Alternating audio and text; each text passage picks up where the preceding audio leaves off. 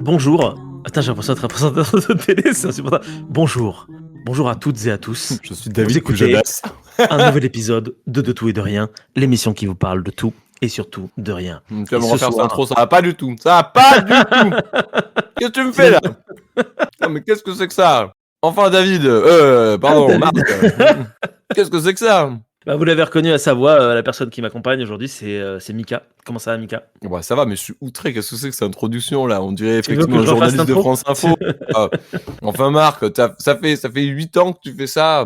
8, ça fait Ouais, longtemps. je sais pas, j'avais envie de tester des nouveautés, etc. Mais c'est un peu chancelant et tout. Et puis, je sais pas, vous voir tous les deux là comme ça en face de moi, beau gosse, petite barbe bien taillée, petites lunettes et tout. Moi, je suis tout flagada quoi après. En plus, ils sortent les muscles là, du coup. Ah ouais, les muscles inexistants surtout. Eh oui, parce que je dis tous les deux, mais il y a aussi Raph qui est en train de manger. Bon appétit, Raph. Bonsoir. Merci. Je t'en prie. Ouais, je vais te parler alors que tu es en train de manger. C'est souvent quelque chose que je fais. Et ce soir, vous êtes tous les deux du coup réunis en ma compagnie parce que on fait un épisode de Tout et de Rien classique. Classico-classique, je crois que c'est le numéro 5. Je sais plus trop, j'ai plus la liste de la saison 6. Une saison qui, comme vous l'avez vu, est un peu particulière parce qu'il n'y a pas beaucoup d'épisodes. Parce que, la vie fait que des fois, on fait moins d'épisodes, c'est comme ça. Mais dans tous les cas, moi, j'avais envie de vous parler d'un sujet assez particulier, comme d'habitude. C'est un sujet qui me tient à cœur. À votre avis, on va parler de quoi? Ah oui. Des manchots. Non, T'as pas on va déjà parler fait quand même tout le d'un tour oiseu Ah. noir avec le ventre blanc et qui est un oiseau marin. Des pingouins. Parler pingouin, ouais, exactement. Ouais. Eh oui, alors on a déjà parlé, vous étiez pas là, mais on a déjà parlé du pingouin tordard, on a déjà parlé du macareux moine, et aujourd'hui on va parler du Guillemot de Troyes. Est-ce que ça vous dit quelque chose, le nom Guillemot de Troyes?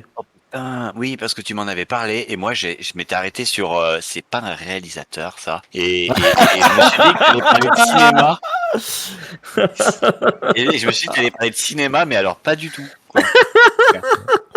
Ah c'est bien, c'est Incroyable. drôle. Ah j'aime Et non, bien. parce que Pardon. Non, t'inquiète, je veux dire, le Guillemot de Troyes est un oiseau marin qui vit dans l'hémisphère nord, qui fait partie du genre alca, tout comme les pingouins, quoi, en fait, de manière générale, les vrais pingouins, ceux qui, bien sûr, volent. On le connaît sous le nom aussi de Guillemot marmette au Canada, et comme je disais, il fait partie de la famille des alcidés. Son nom, Guillemot de Troyes, proviendrait de la traduction loumé et trottel en vieux germain, qui signifie littéralement niais et fou. Voilà. Par contre, le mot Guillemot, lui, est rapproché du prénom Guillaume, mais on ne sait pas trop pourquoi il y a une association entre Guillaume et fou et niais. Ça, j'ai pas trouvé, je vous avoue. Quoi qu'il arrive, son nom scientifique, c'est Ouria algue, un dérivé du grec ancien Ouria, qui veut simplement dire oiseau de mer. Ça pourrait aussi potentiellement être en lien avec le danois arg, lui-même dérivé du norrois alka, qui désigne tout simplement la famille des oiseaux de manière générale, la famille des pingouins dans sa globalité. Voilà un peu pour l'étymologie. Maintenant, où est-ce que ça vit un Guillemot de Troyes? Ça niche sur des îles, des rivages, des falaises, des pitons rocheux, sur les côtes de l'Atlantique, du Pacifique Nord, de l'Amérique du Nord, de l'Europe de l'Ouest, jusqu'à la péninsule de Kola en Russie. Pendant la période de reproduction, on le trouve sur la côte nord du Pacifique en Alaska, en Colombie-Britannique, jusqu'au centre de la Californie, le nord du Japon, ainsi que sur les côtes atlantiques nord du Labrador jusqu'en Nouvelle-Écosse, de la Norvège jusqu'au Portugal. Et il y en a même en France. Ouais, il y a encore quelques couples dans la réserve du Cap Suzin, dans le Finistère, dans la réserve naturelle des 7 îles au large de Perros-Guirec, ainsi que dans les falaises du Cap Fréhel, dans les côtes d'Armor. Donc c'est quand même essentiellement en Bretagne. Ouais, c'est un oiseau qui est quand même vachement répandu dans le monde, contrairement à certains de ses homologues, comme par exemple le macareux moine. La première fois que le Ouria algue a été décrit, c'était par le zoologiste danois que je suis sûr que vous connaissez, Erik Pontoppidan, en 1763. Il les a classés... Ouais, tu connaissais Mika, bien sûr. Hein, Évidemment. T'es un professionnel de Moi, zoologie. je connais tous les ornithozoologues, bien entendu. Par cœur. Je les ai même connus, on était comme ça. Hein. Ah bah comme les doigts de la main, exactement. Et d'ailleurs, t'étais là quand Eric a classé le Guillemot de Troyes en 5 sous-espèces, à savoir, j'espère que vous êtes prêts, le Ouria alga, du sud-est du Canada à la mer Baltique, le Ouria alga hyperboreas salomonensis, du nord de la Norvège jusqu'à la Nouvelle-Zélande, jusqu'à la Nouvelle-Zamble, pardon, parce que Zélande c'est un peu compliqué, La Uria alga albionis witherbi, donc de l'Helgoland à la péninsule ibérique. Le Uria alga inornata salomonensis au nord du Pacifique. Et enfin le Uria alga californica de la côte ouest des États-Unis, d'où le nom de Californica. Chienne. Excellent. Excellent. Moi, j'ai fait bac plus 5 en humour, comme vous le savez. Donc, le Guillemot de Troyes ressemble de loin à s'y méprendre au petit pingouin. Il se tient d'ailleurs debout, comme lui, lorsqu'il est à terre. Les adultes mesurent entre 38 et 6 cm de longueur, avec une envergure de 61 à 73 cm. Ils ont la tête, le dos, les ailes brun foncé presque noires. Le dessous du corps est blanc. Le long bec foncé est mince et pointu, et leur queue, également foncée, est assez courte et arrondie. Certains individus de l'Atlantique Nord présentent une forme dite bridée, avec un cercle oculaire blanc et une ligne blanche qui s'étire derrière l'œil. Le plumage d'hiver est presque identique, sauf que la gorge et les joues deviennent blanches également, et une ligne foncée apparaît derrière l'œil. Il peut voler avec des battements d'ailes rapides et il a une vitesse de vol de près de 80 km/h. C'est un gros voleur. Des groupes d'oiseaux sont souvent d'ailleurs vus volant ensemble sur une ligne juste au-dessus de la surface de la mer. Cependant, il a une charge élevée d'ailes, donc à savoir 2 grammes par centimètre. Cela signifie que l'espèce n'est pas très agile et que le décollage est assez difficile. D'ailleurs, fait assez amusant, le bruit des battements d'ailes des guillemots de Troyes est souvent décrit comme similaire à un hélicoptère. Donc ça vole vite, mais le décollage est un peu compliqué, vraiment comme l'hélico qui a du mal un petit peu à décoller. Une petite imitation là d'hélicoptère. Ça passe pas dans le Discord. Tac, tac, tac, Non. tac, tac, tac, tac, tac, tac, tac, tac, tac, tac, tac. On dirait une mitrailleuse aussi. Non. Moi, je Non, suis, c'est pas mal, je suis c'est pas mal. bruitage man. Vous pouvez Mhm. m'appeler pour tous vos bruitages chez vous si vous avez besoin au 06 12 43 24 69. Je sais pas à qui appartient ce numéro de téléphone. Le guillemot de Troyes est une espèce pélagique qui passe presque tout son temps en mer, sauf pendant la période de reproduction. Il plonge et cherche sa nourriture en volant littéralement sous l'eau à l'aide de ses puissantes ailes. Il se nourrit surtout de petits poissons de banc, comme les lançons, les crustacés, les vers marins et les calmars. Il plonge souvent jusqu'à près de 30 mètres de profondeur, mais on a enregistré parfois des plongeons de plus de 150 mètres. Donc excellent nageur également. Toutefois, en moyenne, leur plongée ne dure rarement plus d'1 minute. Donc on plonge, mais pas très très longtemps. Les guillemots font leur nid dans des colonies densément peuplées. Quand je vous dis densément peuplé, c'est que c'est jusqu'à 20 couples par mètre carré à la saison de pointe. Donc je peux vous garantir qu'il y a du monde qui se bouscule au portillon. Ils se reproduisent pour la première fois entre 4 et 9 ans. Ils ont tendance à toujours nidifier au même endroit. Mais justement, si l'espace se restreint trop, une partie de la colonie prendra quand même le pli de se déplacer ailleurs. La durée de vie moyenne du guillemot est d'environ 20 ans. Il est fidèle en amour et à son site de reproduction. Le mâle pointe sa tête verticalement et fait des bruits et de coassement et danse un petit peu pour attirer sa femelle. Donc l'espèce est monogame, mais toutefois, en cas d'échec de la reproduction, les couples peuvent se briser complètement. Ils vont pondre un unique œuf directement sur le roc ou sur le sol sans faire de nid. Les œufs ont la forme d'une poire, comme ça de telle façon qu'ils pivotent sur eux-mêmes lorsqu'ils sont dérangés et ils ne tomberont pas en bas de la falaise, donc assez malin comme forme d'œuf. La couleur et les motifs varient probablement pour aider les adultes à reconnaître leurs œufs. Dès qu'ils atteignent 2 semaines, les jeunes oisillons sont nourris au nid par leurs parents. C'est sur l'eau que les parents le nourriront lorsqu'il sera suffisamment grand jusqu'à l'achèvement total de sa croissance. En gros, l'ado guillemot fait la taille d'un gros canard vers la fin de l'été, quoi, plus ou moins. L'approvisionnement est généralement réparti à part égale entre chaque parent, mais un approvisionnement inégal peut conduire à un divorce. Et oui, la charge mentale chez les guillemots de Troyes peut aussi créer des problèmes de couple, donc pensez-y. En tout cas, les guillemots vont généralement avoir un chargeur à contenance unique. Alors, est-ce qu'on parle d'un gros beretta? Non. En fait, on parle ici de sa bouche. Là où le macaremoine peut comporter jusqu'à plus de 20 poissons dans sa bouche, le guillemot, lui, en prend un à la fois. Le poisson est maintenu dans la bande de l'adulte et la queue du poisson est suspendue à la fin du bec. L'adulte, quand il arrivera près du poussin, formera des espèces d'ailes, là comme ça que je vous imite, pour protéger le petit pendant qu'il ira picorer le poisson dans la gorge de son papa ou de sa maman. Sympathique, hein? Atroce, j'ai des images de gamins genre qui picorent vivant le poisson dans la bouche de ses parents. Ah, c'est horrible. Hein. L'univers des oiseaux, c'est Regarde, absolument incroyable. Ouais. De manière générale, la nature, des fois, c'est quand même très horrible. C'est un peu hardcore, ouais. Tout à fait. J'ai vu une chenille se faire dévorer par des fourmis cet après-midi d'ailleurs. Horrible. Oh, miskin. Alors, il arrive parfois que des couples puissent s'occuper aussi d'autres enfants qui ne sont pas les leurs. Ça, c'est une activité qui est plus fréquente à partir du moment où les poussins vieillissent et vont commencer à explorer les différents rebords. Et ils vont tomber sur des adultes qui, eux, ont peut-être perdu leur poussin et vont se dire « Ah bah, il est de retour à la maison, c'est génial !» Et ils vont, entre guillemets, l'adopter ou le kidnapper pour pouvoir continuer à le nourrir. On a même aussi repéré que des adultes qui ont complètement perdu leur poussin vont quand même ramener des poissons à leur nid pour nourrir leur poussin qui, lui, n'est plus là et est probablement décédé depuis très longtemps. Donc c'est un comportement qui est un peu triste. Mais pareil, ça aussi c'est la nature. Refus de la période de deuil. Ouais, exactement, tout à fait. C'est ce qu'on appelle le déni. Au moment de stress alimentaire extrême, l'activité sociale du rebord de la reproduction peut se décomposer. En 2007, la disponibilité alimentaire était faible sur l'île de Mai. Les adultes ont passé plus de nourriture pour leurs poussins et ont dû les laisser parfois sans surveillance. Les poussins sans surveillance sont attaqués parfois par d'autres guillemots qui, eux, veulent pas juste récupérer les poussins, ils veulent les tuer pour que ensuite les parents n'aillent plus chercher des poissons pour pouvoir, eux, avoir plus de poissons. Donc ça peut parfois aussi être un peu la guerre entre guillemots de Troie. Dans tous les cas, une fois que le jeune poussin a quitté le nid, ils seront capables de voler environ 2 semaines.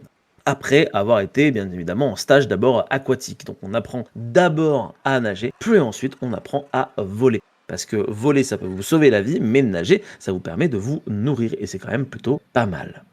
Maintenant, vous vous en doutez, le guillemot de Troie est aussi une proie. Et il est la proie d'un animal. Un animal avec des ailes, grand, blanc, qui vole, qui vous fait caca dessus et qui fait quoi, comme ça. Un avion. Ah, pardon. Superman. Voilà. Superman. Ça a coupé, Raph. Tu l'as dit. Le goéland. Le goéland, exactement. Il est la proie du goéland. Quelle que soit l'espèce de goéland, que vous choisissiez du marin, du cendré, du nain. En tout cas, c'est plutôt le goéland qui va les chasser. Alors, fait assez amusant, les guillemots sur l'eau sont en sécurité. Le goéland ne va pas les attaquer directement dans l'eau. Par contre, ce qu'ils vont faire souvent, c'est les attaquer en vol.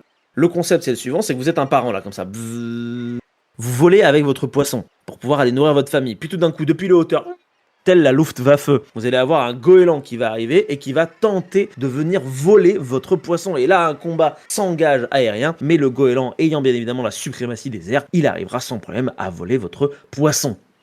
Parfois, lorsque le goéland a la flemme d'aller voler le poisson des guillemots, il va tout simplement aller dévorer les bébés qui ont été abandonnés par les parents pendant qu'ils sont allés pêcher.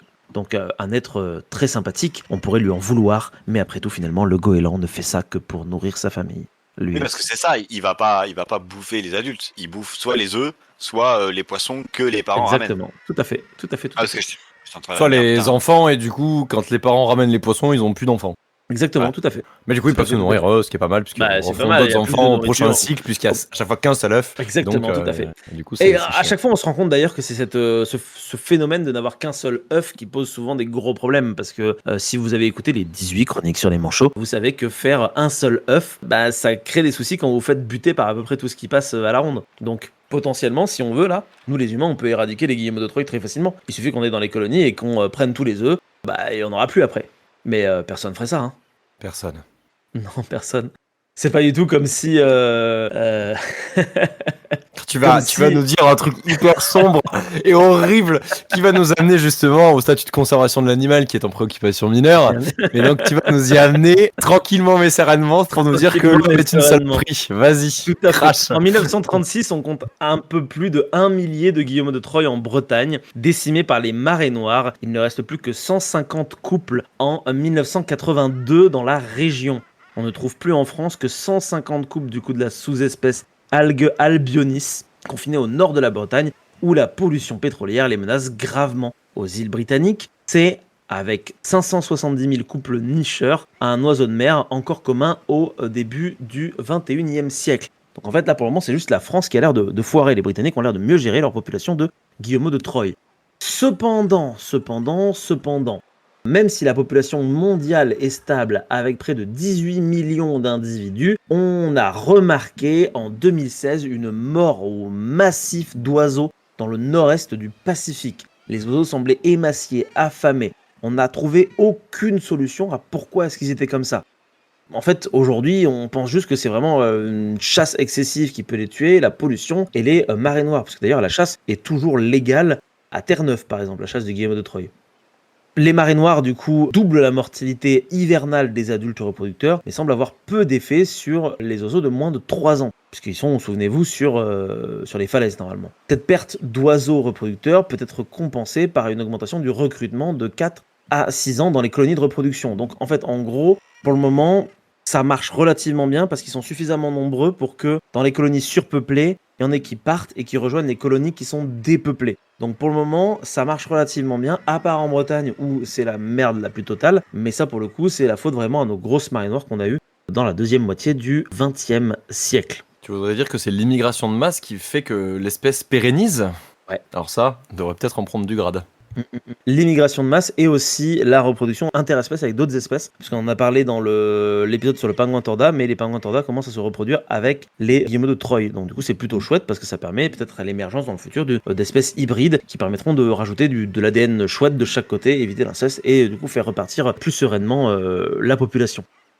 Il y a plusieurs vagues de chaleur marine qui ont tué aussi beaucoup de guillemots de Troie, notamment en Alaska. Entre 2014 et 2016, on a la moitié de la population des guillemots qui ont été tués. Depuis là, ça fait 10 ans, l'espèce a toujours pas récupéré sa population globale en Alaska. Donc ça, c'est très problématique, puisque les oiseaux de mer sont quand même des indicateurs d'une bonne santé marine. Et ils servent au bon renouvellement, etc. Le fait qu'on leur prenne tous leurs poissons, c'est aussi très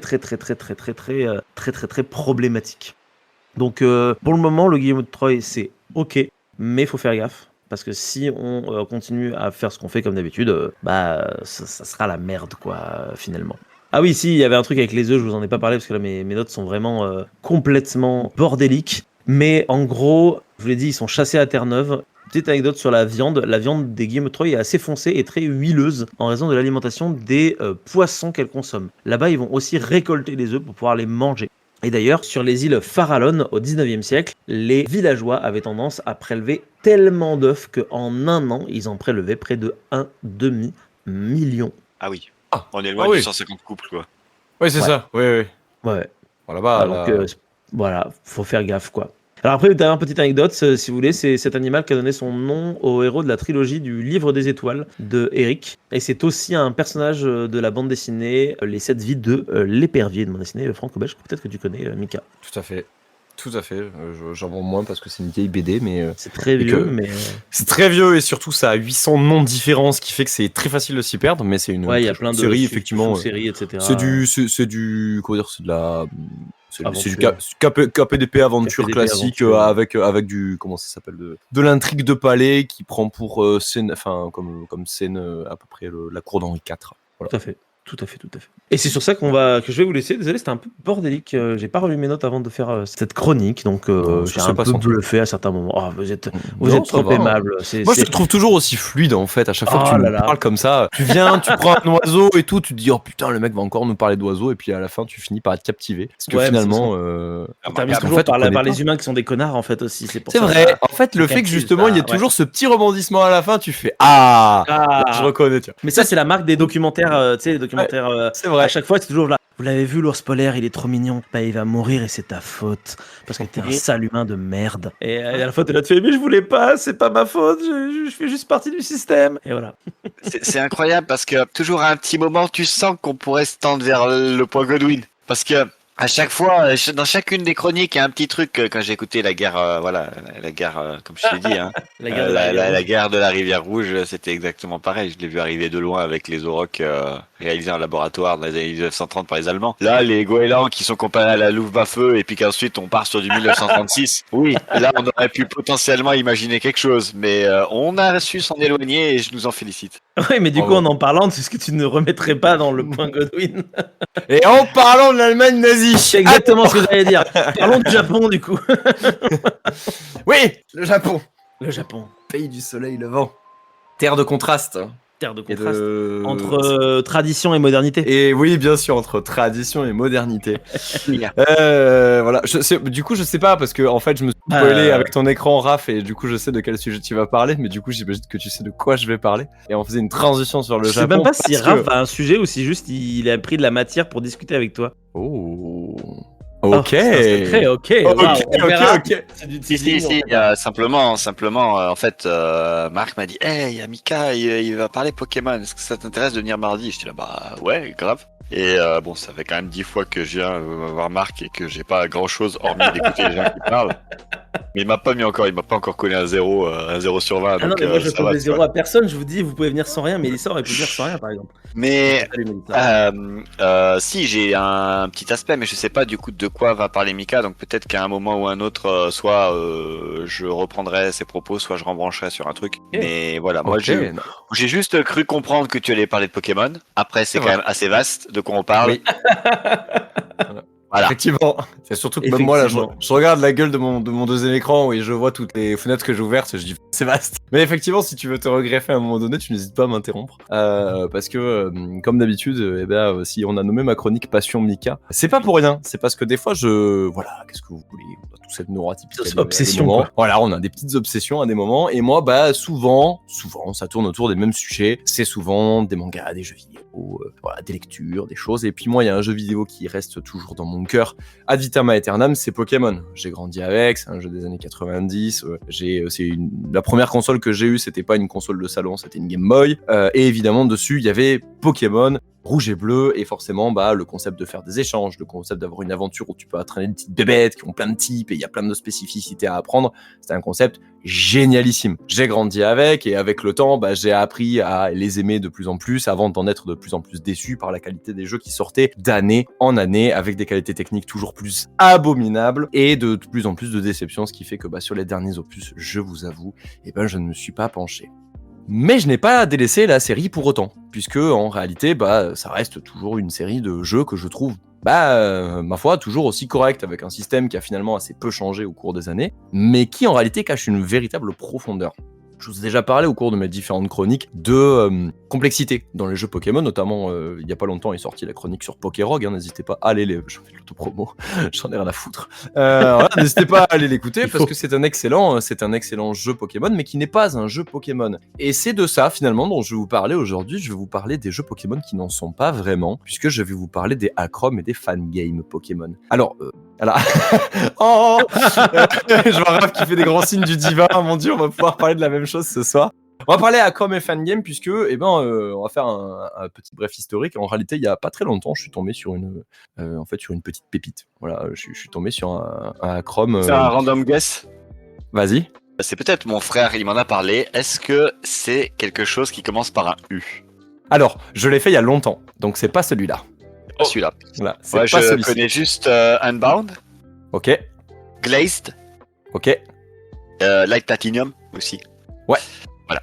Donc, chou blanc, comme dirait l'autre. Eh bien, chou blanc, donc. Mais effectivement, j'allais les citer dans cette chronique, mais donc tu me coupes l'herbe sous le pied, mais c'est une très bonne chose, parce que ce dont Raph vient de parler, effectivement, ce sont ce qu'on appelle des Acrom. Alors, qu'est-ce qu'une Acrom? Je vais pas vous faire toute la fiche Wikipédia du bordel, parce que globalement, c'est des terminaisons techniques, mais globalement, gardez du principe que, en fait, c'est un jeu qui est pris dans son ensemble et qui est modifié avec des lignes de code. Globalement, des développeurs ou des mecs avec un tout petit peu de connaissances mécaniques et informatiques en fait peuvent rentrer dans le code source d'un jeu et le modifier, le bidouiller. Ça évite d'avoir à refaire un jeu de zéro où là en fait on parle de fangame. On reparlera éventuellement un petit peu plus tard, puisque en fait il y a les deux. Les Acrom sont plutôt du coup dédiés à bidouiller le code source d'origine pour pouvoir le rendre des fois un peu plus intéressant, un peu plus marrant ou tout simplement complètement loufoque. Et ça, ça commence très tôt, puisque dès le début des années 2000, alors que le jeu sort en 95, j'ai revérifié, je crois, mais je vais pas dire de bêtises, alors du coup, je vais rouvrir ma page. 95. 95 au Japon, ouais, 95 au Japon pour la toute première version, vert et rouge, et en fait, la sortie officielle, c'est 96. Voilà. Et donc, nous, c'est arrivé en 97, effectivement, en France, il me semble que s'il y avait un an de battement. Et nous avons, dès les 2004, je crois, la toute première Acrom qui est sortie, qui s'appelle Pokémon Brown. Donc on reste dans la thématique de la monocouleur. Donc on avait fait bleu, vert, rouge, jaune. Donc sort marron, logiquement, parce que c'est le combo des trois couleurs. Pokémon Brown, qui a été édité par Cool Boy Man. Voilà. Et qui est en fait un redesign de Pokémon rouge et bleu, globalement. Et en fait, il va bidouiller les fichiers pour en créer toute une nouvelle région, réagencer les routes, etc. La région de Rijon.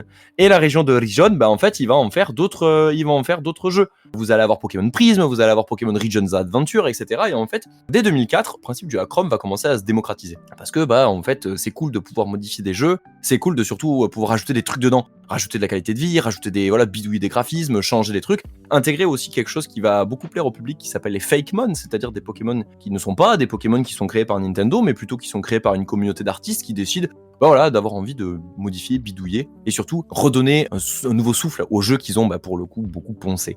C'est aussi le cas d'une communauté de joueurs qui va commencer à s'acharner un peu sur ces jeux, ce sont la communauté du Nuzlocke. Pour ceux qui ne sont pas familiers avec le Nuzlocke, c'est un système de jeu qui a été inventé par un universitaire qui globalement s'emmerdait un peu à la fac aux États-Unis, au Canada je crois pardon. Et en fait un jour il décide de rallumer sa version de Ruby et Saphir et en fait de s'auto-faire des règles, de s'auto-éditer des règles pour lui, qui ne sont pas présentes dans le jeu. Il va simplement essayer de s'y tenir et il va raconter ça sous forme de webcomic. Les 2 règles sont les suivantes. À chaque fois que vous rentrez dans une nouvelle zone Pokémon, c'est-à-dire à chaque fois que vous arrivez sur une nouvelle route, une nouvelle ville, etc., vous ne pouvez attraper que le premier Pokémon que vous rencontrez. Et là, chaque fois qu'un Pokémon est mis KO dans votre équipe, il est considéré comme mort, donc vous ne pouvez plus l'utiliser. Vous devez changer et le remplacer. Ce qui donne en fait un tout nouveau goût au jeu, puisque finalement, vous allez commencer à vous attacher à ces petites créatures, vous allez commencer à vous dire « Ah, finalement, lui, ça fait depuis le début de l'aventure que je l'ai, puis paf, un coup critique mal placé, et vous devez le remplacer. » Et évidemment, vu que vous lui avez donné un petit nom, puisqu'il s'appelait Pitou et pas Chenipan, votre petit Chenipan va rejoindre votre PC, et Pitou va rejoindre à jamais les limbes de votre PC, à jamais, et donc vous allez pleurer sa mort. Ce qui va donner en plus un nouvel aspect au jeu, puisque vu que vous ne pouvez attraper que le premier Pokémon de chaque route, vous allez devoir composer avec une équipe globalement où vous n'allez pas forcément jouer avec les meilleurs Pokémon de chaque génération. Et ça, cette communauté va commencer à grandir, notamment avec les différents créateurs de contenu qui vont apparaître courant des années 2010, 2014 notamment, que ce soit aux États-Unis, puis ensuite en France, tout ça va apparaître. Et donc ces communautés de hardcore gamers, globalement, puisque ce sont des gens qui veulent toujours plus de challenge, vont au bout d'un moment se tourner vers le Hack ROM. Pourquoi ? Puisque le Hack ROM, en fait, globalement, ça permet de modifier le jeu et donc de le rendre, parce que globalement, les Pokémon, c'est des jeux très accessibles, qui sont des jeux familiaux. Nintendo, ils sont pas connus pour leur brutalité dans les jeux, donc globalement, en fait, c'est des jeux qui sont très accessibles et qui sont relativement faciles. Honnêtement, c'est des jeux qui sont calibrés pour des enfants de 8 ans, il est pas du tout difficile de finir le jeu juste avec votre premier Pokémon de départ et vous n'avez pas besoin du reste, alors que là, l'idée, c'est de créer des jeux qui sont exigeants pour des joueurs qui le sont tout autant. Et donc, du coup, les communautés de Nuzlockers vont s'accaparer le principe du ROM hack. Et donc, certains Nuzlockers vont commencer à mettre un petit peu leur nez dedans et fabriquer leur propre ROM hack. C'est le cas notamment de Draiano.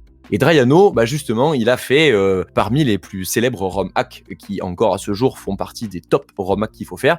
Il a commencé avec Fire Red Omega, qui est en fait simplement la version rouge-feu mais plus dure et donc remaniée. Ensuite, il a fait Sacred Gold, donc qui est la version or. Puis ensuite, évidemment, les Pokémon Blaze, Blaze Black 2, Blaze Black Redux, Volt White Redux, etc., etc.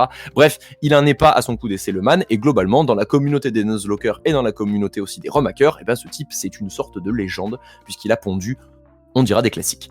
Et en fait, je vous parle de tout ça parce que globalement, on va venir au sujet de ce que moi j'aime bien. Moi, je suis pas un spécialiste des trucs de hardcore gamer, etc.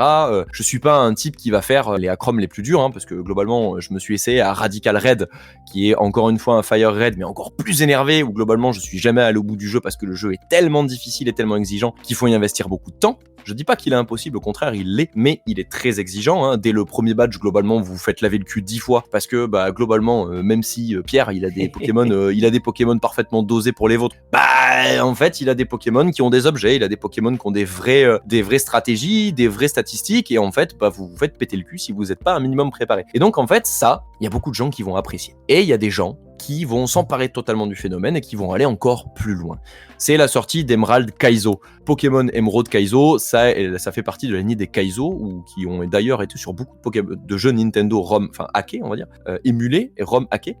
les Kaizo, c'est ça parmi les plus difficiles challenges, notamment dans les communautés de Nuzlocke, de speedrunner, de s'emparer de ce sujet-là pour justement essayer de vaincre, on va dire, les records, de battre les records et de pousser la montagne toujours un peu plus loin. Et donc Emerald Kaizo a pendant longtemps été un des jeux les plus difficiles qui soit fait pour justement la communauté des stratèges Pokémon, puisque c'est des jeux qui sont très exigeants, et jusqu'au jour où un de ces types, voilà, un gars qui a fini le jeu, va se lancer dans sa propre aventure. Ce type-là, c'est Dexé, créateur de contenu qui a fini une paire de fois Pokémon Emerald Kaizo et qui souhaitait justement étudier vraiment jusqu'au bout toutes les mécaniques les plus profondes du jeu pour essayer d'en tirer vraiment l'essence de la stratégie. Et il nous a pondu Pokémon Run and Gun. Il y a quelques mois, on en entend un peu parler parce qu'il y a pas mal de créateurs de contenu qui se sont lancés dessus, que ce soit des streamers ou que ce soit des youtubeurs. Et Pokémon Run and Gun, globalement, si jamais vous aimez bien votre petite aventure avec votre Pikachu, votre Mélofée, capturer vos Pokémon mignons, oubliez ça. Pokémon Run and Gun, c'est un truc où à chaque dresseur, vous devez préparer votre équipe à la mort. À chaque fois, vous prenez toutes les règles les plus stupidement dures de tout ce que vous pouvez mettre dans un jeu stupidement dur, vous les appliquez à Run and Gun et vous multipliez ça par 10. Il faut savoir que pour lancer ce jeu, avant, vous avez un préambule de 18 pages en PDF qui vous explique la mécanique de l'IA sur comment elle va réagir à vos coups pour vous anticiper, pour justement essayer de réagir comme un vrai joueur. Et globalement, ça vous offre des matchs absolument dantesques dans lesquels chaque fois que vous allez envoyer votre Chenipan niveau 12, pardon, ce sera peu un Chenipan, c'est voilà, votre Papillusion, pardon. Votre Papillusion, sur lequel vous aurez fait en sorte d'entraîner bien les bons effort value. Vous savez, les données de statistiques sur lesquelles il faut les entraîner et faire taper uniquement les bons Pokémon. Et vous allez faire en sorte, évidemment, vous êtes en Nuzlocke, donc vous ne choisissez pas les Pokémon que vous capturez, mais vous allez faire en sorte d'essayer de lui apprendre les bonnes attaques pour pouvoir passer le Carvanha du premier sbire Grunt qui va arriver de la team Plasma et qui va, avec son Carvanha niveau 12, vous péter la gueule et vous faire recommencer, alors que vous êtes déjà à 3 heures de farming et que vous êtes même pas arrivé au premier badge. Pokémon Run and Gun, c'est ce genre de jeu. Et moi, je joue pas à ce genre de jeu. Parce que je n'ai pas 300 heures à investir dans un jeu hyper élitiste, mais qui, et je le comprends, a sa propre saveur, a sa propre communauté, a des types qui vraiment veulent aller au bout du jeu et qui veulent vraiment donner une nouvelle saveur à Pokémon. Moi, mon truc, c'est plutôt les fangames, parce qu'en réalité, je trouve que ce qui fait l'esthétique, ce qui fait le charme de Pokémon, c'est plutôt son aventure, et notamment ses scénarios, qui sont, pour moi, un peu toujours plus les mêmes, des repompés, mais pour certains, qui ont su être vraiment très plaisants. J'ai adoré Pokémon Platine, déjà parce que j'ai un affect principal pour la Team Galaxy, que j'ai trouvé assez charismatique, notamment par leur leader. J'ai adoré Pokémon Noir et Blanc, puisque la profondeur de leur scénario et tout le témoignage un peu écologique et justement sur la servilité qui était, j'avais beaucoup aimé ces messages-là. Et je me suis un peu délaissé des aventures, puisque malheureusement, comme je vous l'ai dit, les capacités techniques des différents Pokémon, d'année en année, me lassent. Et donc je suis retombé, il n'y a pas très longtemps, sur un type qui fait des fangames et des acrobs plutôt qualitatifs, et qui nous a pondu un truc qui s'appelle Pokémon Opalo. Est-ce que vous le connaissez, celui-là ? Pas du tout. Non. Mais alors, vraiment pas du tout. Alors, Pokémon Opalo, il a quelques années, puisqu'il date de 2022. Il a été fini, release, la dernière version est sortie en 2022, même s'il continue d'y avoir des mises à jour. C'est un type qui s'appelle Eric Lostier, ou Eric Losti, je sais pas, parce que c'est un espagnol, qui l'a sorti. Et il est pas à son coup d'essai, puisqu'il avait sorti un Acrom qui s'appelait Pokémon Anil, qui était une refonte de Pokémon Rouge, avec en fait, si vous voulez, pour ceux qui ont joué à Pokémon Or et Argent, globalement c'est Or et Argent, mais à l'envers. Voilà, vous commencez dans la région de Kanto, donc la région principale de Rouge-Feu et Vert, enfin de Rouge-Feu, Rouge et Bleu, et ensuite vous allez à Johto. Et en fait, ça fait une aventure assez longue, assez exigeante aussi, parce que je vous avoue que Full Facia en Nuzlocke, il propose plusieurs niveaux de difficulté, mais le mode Nuzlocke fait partie des modes qui sont proposés. Et donc vous avez une jolie aventure qui vous est proposée, vous revivez un petit peu l'aventure Rouge et Bleu et Or et Argent, à travers des graphismes un petit peu actualisés, modernisés, à travers en fait un contenu qui est réactualisé, avec peut-être aussi un petit peu plus de maturité, et c'est très intéressant. Et Pokémon Opalo, je trouve qu'il a mis la barre un cran au-dessus. Parce que Pokémon Opalo, lui, il nous offre toute une nouvelle expérience de jeu dans lequel vous avez des Fakemon, des Pokémon qui sont rajoutés, des nouvelles évolutions, plusieurs mécaniques qui sont propres au jeu, comme le principe de la méga évolution qui va lui nous être apporté non pas par un bracelet et une bidouille magique tombée du ciel, mais vraiment par, en fait c'est vraiment genre l'évolution ultime de ton Pokémon parce que tu y as créé des liens, etc. C'est quelque chose qui est justifié scénaristiquement, ça vous arrive pas tout cul comme ça au milieu du scénario. Et il y a plein d'autres choses comme ça, et surtout le scénario, sous couvert d'être un truc un peu simplé et bon genre comme d'habitude, vous commencez l'aventure très franchement comme d'habitude avec votre papa comme seule interface voilà, parentale. Et puis vous partez à l'aventure parce que votre meilleur ami, qui vous avez pas vu depuis des années, vient vous voir en vous disant que ce serait cool qu'on relance un petit peu voilà, cette hype du dressage de Pokémon, parce que il y a quelques années de ça, il y a eu un attentat. Là, on vous met dans le bain, il y a eu un attentat, une gigantesque explosion qui a fait des milliers de morts. Et du coup, ça a mis un cran d'arrêt, justement, parce que ça se passait pendant la Ligue Pokémon, qui était le plus grand rassemblement de dresseurs. Et donc déjà, ça vous donne le ton, vous êtes déjà sur un ton beaucoup plus mature, malgré le fait un petit peu bon vivant, en mode on veut recréer tout cet engouement autour de la capture, du dressage, du remplissage de Pokédex, etc. Donc le truc que vous retrouvez dans l'essence de Pokémon, et moi ce qui me plaît, de partir à l'aventure et d'explorer tout ça. Mais très vite, vous allez vous rendre compte que dans cette aventure, il y a autre chose. Très vite, il y a quelque chose, une phase cachée beaucoup plus sombre. Et quand vous allez parler aux différents personnages, vous allez leur demander un petit peu, voilà, vous faites, comme d'habitude, vous faites de l'exploration, et quand vous parlez aux gens, ils vous parlent des autochtones, des gens qui sont à l'Est, les autres, les indigènes. On utilise souvent ces thématiques-là et ce terme. Et progressivement, vous allez vous rendre compte que le jeu va aborder la thématique de la colonisation. Eric Losty, c'est un Espagnol, il sait de quoi il parle, et en fait, il a à cœur pas mal de défendre pas mal de trucs. J'ai vu récemment qu'on l'a accusé de pas mal de trucs, notamment de racisme, de néonazisme, etc. Bon, je suis allé débunker tout le bordel, effectivement, c'est plutôt des conneries qui sont faites pour justement défoncer le jeu. Je suis allé vérifier tout ce qui a été mis sur Twitter, le type, globalement... Il met des choses, il met des choses qui sont plutôt en lien avec la non-binarité. Il a effectivement fait un petit truc assez, Okay. ça pourrait être perçu comme de l'humour noir, mais je trouve que c'est une forme de réalité dans laquelle il veut faire vraiment passer un message. C'est-à-dire que vous pouvez choisir la couleur de votre protagoniste, qui correspond à ce que vous avez envie de jouer ou quoi, que ce soit une fille, un garçon, vous pouvez la faire avec des teintes plus foncées ou pas. Et si vous choisissez d'incarner une héroïne avec une teinte de peau très sombre, eh bien vous commencez avec 0 d'argent.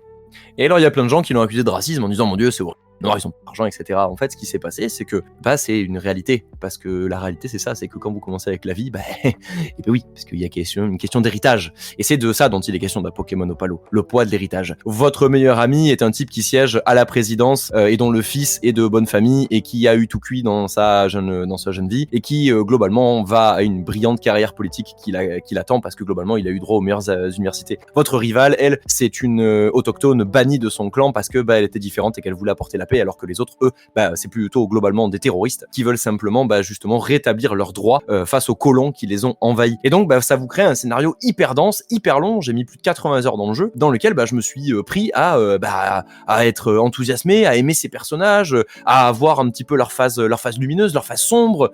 Il y a des histoires de trahison, il y a des histoires vraiment de coups de Trafalgar. Vous avez des personnages qui ont des rédemptions, vous avez des personnages qui vont carrément vouer leur âme au diable pour pouvoir accomplir leurs idéaux, et on n'est pas à la Team Rocket où les mecs vont juste dépenser un peu d'argent et juste vouloir grossièrement conquérir le monde. Non, là on est sur des gens qui pensent qu'ils font la justice et pas les autres. Et ça, c'est quelque chose qui nous parle à nous, qui nous parle aussi en ce moment, puisque globalement, on est toujours persuadé d'être le con d'un autre, et c'est la réalité, on est tous le con d'un autre, mais surtout, on est tous persuadés d'avoir une vision de la justice et que la nôtre, c'est la bonne. Mais il faut toujours remettre l'histoire dans son contexte. Et ici, c'est ce que nous propose Pokémon Opalo. J'ai trouvé ça brillantissime, et j'ai très hâte de suivre ses aventures dans la prochaine itération de ces jeux, puisqu'il va en sortir un nouveau, là, qui est déjà disponible pour les 6 premiers badges, qui s'appelle Pokémon Z, enfin Pokémon Z, voilà. Et c'est également très drôle, puisque c'est un petit pied de nez, puisque le prochain Pokémon qui va sortir s'appelle Pokémon Légende ZA. N'y voyez évidemment aucune malice, ressemblance ou malice, bien entendu, même si sur son Twitter, un petit peu les taclettes en temps. Mais voilà, globalement, je trouve il a fait un super travail sur ce jeu. Pour le coup, c'est un fan game, c'est-à-dire que du coup, tout a été recréé de A à Z. Et des fan games, il y en a des très bons. Voilà, t'en as cité quelques-uns, Pokémon Unbound. Pour le coup, je l'ai pas fait. Mais si vous voulez aller sur du fan game français, vous avez Pokémon Steam aussi qui est très chouette. Vous avez Pokémon Reunion. Vous avez Pokémon Xenoverse aussi qui est très chouette. Pokémon Éclat Pourpre aussi qui est vraiment très chouette et assez exigeant également de mémoire. Et voilà, vous avez de quoi faire. Si vous aimez bien cet univers calme, coloré, riche, qui va vous amener dans des aventures, sachez qu'il en existe plein différents. Il y en a qui sont très drôles. Voilà, vous avez Pokémon Super Mario Mon, où globalement en fait c'est des conneries de Mario transmis à Pokémon. Voilà. Des trucs vachement plus sombres, comme Fire Red,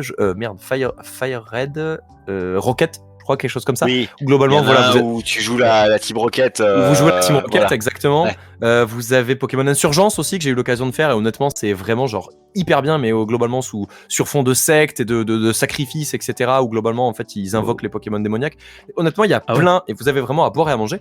Et si vraiment, genre, vous savez plus quoi faire, il y a un nouveau projet qui est sorti il y a pas très longtemps, dont j'ai malheureusement oublié le nom, mais ça s'appelle. Bougez pas, je vous sors ça et on coupera au montage. Ah, le nouveau MMO Pokémon qui s'appelle. On profite le temps que tu cherches. Poké Engine. C'est bon, j'ai trouvé. Il y avait. Vas-y. Comment il s'appelle? Poké Engine, qui est globalement ok. Poké MMO, donc c'est-à-dire que c'est un MMO Pokémon où on peut jouer tous ensemble, sauf que cette fois-ci, il va offrir plus de 26 mondes différents, notamment des sortes de Acrom des anciens jeux. Vous allez pouvoir les jouer en difficultés différentes. Vous allez aussi avoir des fangames totalement revisités, etc. Donc, si voilà, vous trouvez pas un fangame qui vous complaît, vous en avez un là qui arrive avec 26 mondes différents. Et le truc est en cours de développement. J'ai pu voir des images. Alors incroyable et fou. Sachant que d'ailleurs il y a eu, ça prend tellement de l'ampleur le fait de faire des Acrom que Game Freak avait paniqué quand avait eu la sortie de Pokémon Uranium. Je savais que c'est un truc radioactif. Quand Pokémon Uranium est sorti, on n'allait pas dire que ça allait être mieux que ce qu'allait faire Game Freak. Mais ils ont quand même un peu paniqué sur le fait qu'un random quand même, enfin pas random mais Ouais, non mais si c'est quelqu'un en dehors de tout ça pouvait faire un jeu Pokémon qui attirait les foules et donc du coup il est tombé sous le ban hammer de Nintendo. Le ban hammer de Nintendo, mais ouais c'est vrai que c'est intéressant. En fait, alors si vous voulez aller plus loin effectivement là-dedans, moi je évidemment comme d'habitude mes sources Wikipédia. Pas que, en l'occurrence j'ai utilisé 3 vidéastes qui sont hyper cool, qui sont assez récents pour le coup. Donc Takao qui m'a donné toutes les sources sur le défi qui a révolutionné Pokémon, ça s'appelle l'histoire du Nuzlocke, sur lequel justement il parle aussi de l'évolution des règles et des remaks. Vous avez un an sur le jeu le plus dur du monde, donc de Nyonks, qui est aussi un contenu vulgarisateur et qui partage justement plein de trucs sur les Acrom qu'il fait. Il est tombé dedans quand il était pas si petit et il nous parle justement de son aventure sur Run and Bun.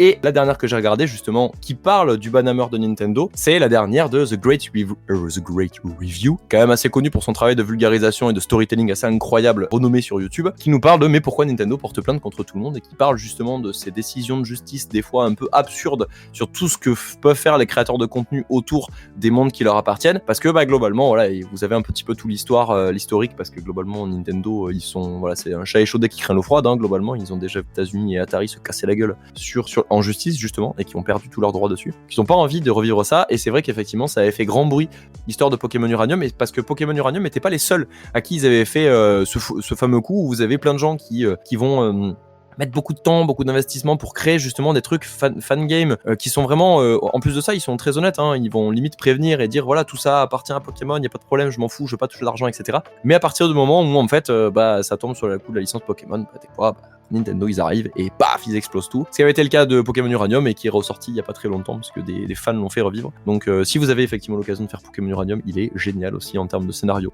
Très profond également, il est très chouette, en plus de ça le jeu est hyper cool, très équilibré, il ramène plein de nouveaux trucs, donc c'est très très chouette. Et toi du coup Raph, tu voulais aussi rebondir sur ce que j'ai dit, puisque tu m'as dit que t'as fait des Acrom. Alors oui, j'ai fait des Acrom, mais en vérité c'est plutôt le fait de redécouvrir Pokémon après y avoir joué quand j'étais jeune, c'est-à-dire que j'ai joué à la première version. Mes parents m'ont acheté la version, et c'est comme beaucoup d'enfants, alors surtout ceux qui sont avec des frères et des sœurs, parce que personnellement j'ai eu une version avec une couleur, à savoir la rouge, et mon frère avait eu la version bleue, et du coup comme beaucoup je pense de fraternité ou de sororité, sans ce jeu-là, ça aurait été peut-être une différente saveur. Je sais pas vers où ça peut aller en termes de liens, de réalisation de liens entre frères et sœurs, mais je pense qu'une partie de la complicité qu'on a eue avec mon frère vient aussi de Pokémon très tôt. Très tôt quand on y a joué, j'avais 6 ans, lui avait 8 ans.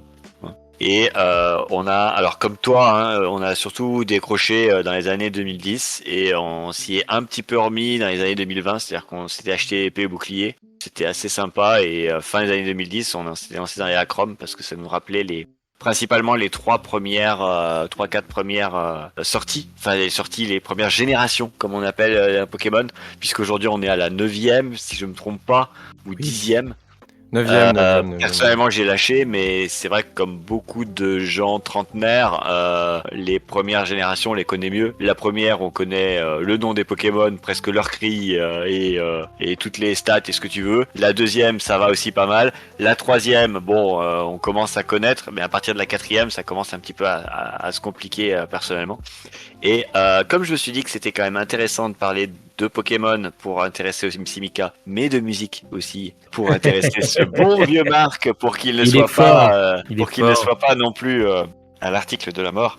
Je vous ai sélectionné 2 thèmes, j'appellerais ça des thèmes, que même 3 on peut dire, parce qu'il y en a un que j'ai pas là tout de suite en lien, mais je peux vous le chercher rapidement. Qui sont des thèmes qui m'ont marqué quand j'étais jeune, parce que c'est aussi ça, quand tu joues à Pokémon, t'as l'impression de vivre la mission qu'on te donne, à savoir de capturer tous les Pokémon et d'être le plus grand dresseur du monde. Et quand t'as 6-7 ans, t'as l'impression que c'est incroyable, parce que ça te donne la liberté que toi tu n'as pas, c'est-à-dire dans Pokémon, ta mère te dit tiens, prends ton rat et va visiter toutes les villes de la Terre, et tu reviens quand t'as fini, quoi. Cela dit, dans la première génération, le professeur Chen est resté avec maman. Donc, on peut se poser des questions. On peut se poser des questions à ses motivations. Ça sera coupé au montage. Mais non, ça on le laissera. Allez, d'accord, j'accepte. Et la première musique qui m'a marqué, bien sûr, c'est une musique de la première génération que je vais vous partager et qui met encore un petit peu les frissons quand on la réécoute. Je vais le mettre en salle de pause. C'est la musique de l'avant-vie là. Là où j'ai mis d'ailleurs, j'ai rebondi sur le Nuzlocke qu'avait fait Fieldrone, qui est un des streamers Pokémon les plus suivis en France. Donc si ça vous intéresse d'aller le voir, voilà le Pokémon Opalo fait par le streamer en question. Et la première musique que je voudrais vous montrer, c'est bien entendu la musique de Blue. Ah, de Blue, ouais. Qui est une musique avec le 8 bits, je crois, hein. Donc on est vraiment sur quelque chose de relativement ancien, mais qui a le mérite d'avoir la fin du jeu, quoi. C'est-à-dire la fin du combat entre le rival et toi-même. Ce qui, au passage, dans les jeux, faisait que le rival, tu l'appelais souvent, par exemple, que moi je l'appelais mon frère, tu vois, et mon frère m'appelait moi, bien sûr. Mais dans l'œuvre originale, c'est Red, qui du coup, dans la série, est remplacé aussi un peu par Sacha dans ce sens avec Régis dans la série, hein, et dans la version plus fan, on va dire, c'est Red contre Blue. Donc Red à droite et Blue à gauche, et c'est le combat de la Ligue Pokémon, le dernier combat. Ça veut dire que si tu arrives à le remporter, eh bien tu gagnes et tu as terminé la série.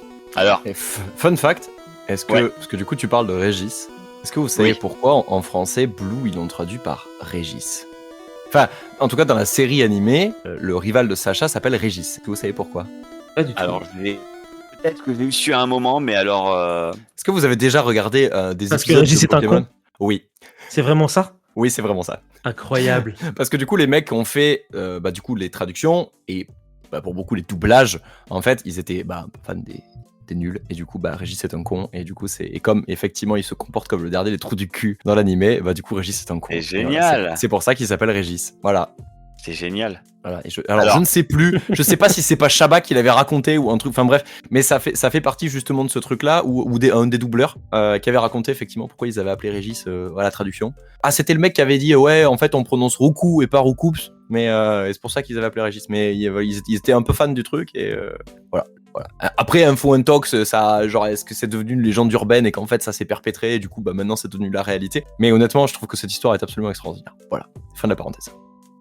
Alors après, bien sûr, j'ai un petit peu grandi, et si on devait me poser la question quelle génération tu préfères, bon, certes, il y a la génération de cœur qui est la première génération, mais pour moi c'est la troisième génération que j'aime le plus, celle de Sinnoh. Et c'est Owen la troisième. De ON, pardon. Oui, la quatrième, c'est Sinnoh. Je les confonds toujours en termes de nom. C'est incroyable. À savoir, un thème que j'aime beaucoup, c'est celui des... Je vais le retrouver. Un thème marquant à la troisième génération?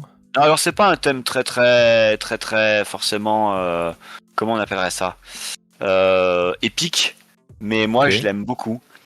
c'est celui des méchants, à savoir celui de la team Magma et de la team Aqua, qui est en fait un thème un petit peu que je trouve un petit peu badass quand même, parce qu'il y a vraiment cette côté un petit peu rythmique qui m'a donné. Ouais, c'est pour moi, c'est vraiment la génération 3, celui-là, tu vois. Avec les méchants qui en fait s'opposent et qui sont très manichéens, à savoir la team Aqua qui veut étendre l'eau sur Terre, et bien entendu la team Magma qui elle veut que ce soit la Terre. Donc voilà, la Terre. c'est vraiment oui. Enfin, c'est-à-dire qu'il y en a un il veut étendre le continent et l'autre il étend les mers. Okay.